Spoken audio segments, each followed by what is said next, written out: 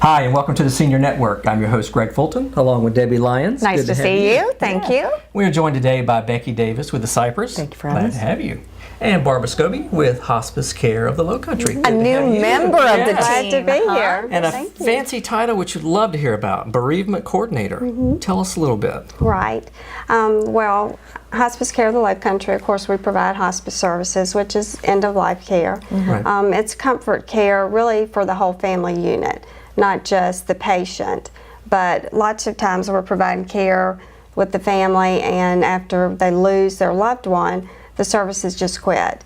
And they're busy with funeral arrangements, they're busy with family and friends, and then things kind of quieten down, and that's when they need that help, because then they're at a loss of what do I do with myself and my time.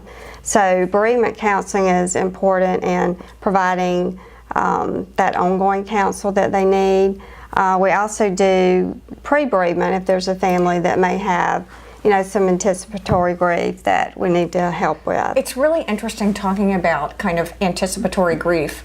And you're with the Cypress, where we talk a lot about living in a senior community, what that looks like. And I wonder about sort of the correlation. Do you ever go into a home, like you would go to the Cypress and you would talk to someone whose husband or wife is terminally ill and start talking about grieving and the stages and what to expect? I've always wondered that. Yes, that's one of the things that we do also.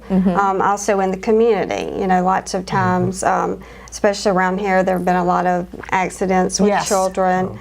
A lot of community, we want to be involved in the community. The services are free of charge. We're open not just to our patients, but to anybody in the community. Are people afraid to call ever? Because I've always wondered that. Is it something that you during a time of grief and the shock and the trauma of it, do you ever encourage friends to reach out to you to come and help?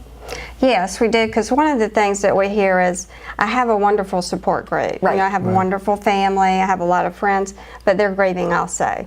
And so people don't want to put more of their concerns on them. They want to help them.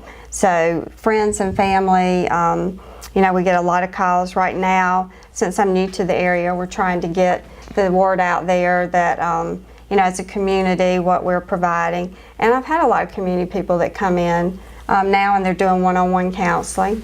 We also have support groups, lots of times. What does that mean, a support group? How's that different than grief counseling? Well, grief counseling. Becky, jump right in too. Well, I saw her brain She's working. thinking hard. I saw her brain Well, working. the one thing is, the first step is always asking for help. Right. And everybody's afraid to ask for help. Right. And so I guess that first phone call is like a Herculean effort to say, I need help. Right. I can't cope on this on my own. Exactly. And I think that's just wonderful. And there are so many people out there that are suffering silently, and they don't know that that you have this free service available. And So Barbara, that brings up a good point. So obviously the grieving process, are there certain signs and symptoms that you can recognize that somebody's really struggling with that? As far as bereavement after a loss, usually 2 months is really just intense grieving, of course, which we expect. 15 to 18 months, people are still grieving, they're crying, but after that point you want them to be able to move on with their life.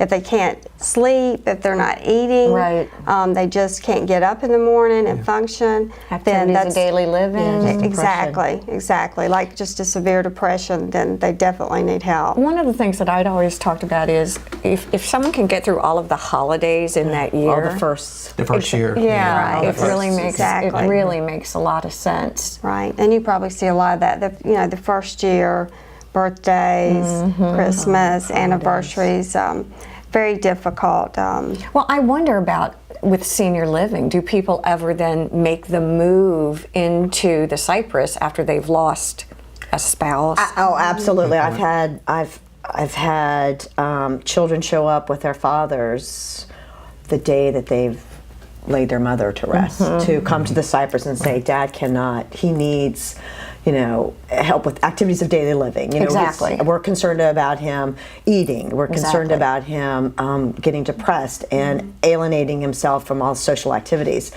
And at the Cypress, that's all there right in front of you. So Well, and this might be the perfect time to take a quick break and come back and talk a little bit more, because we want to talk about the hospitality aspect of senior living, especially at the Cypress, because it's really important. Stay with us, there's a lot more to come.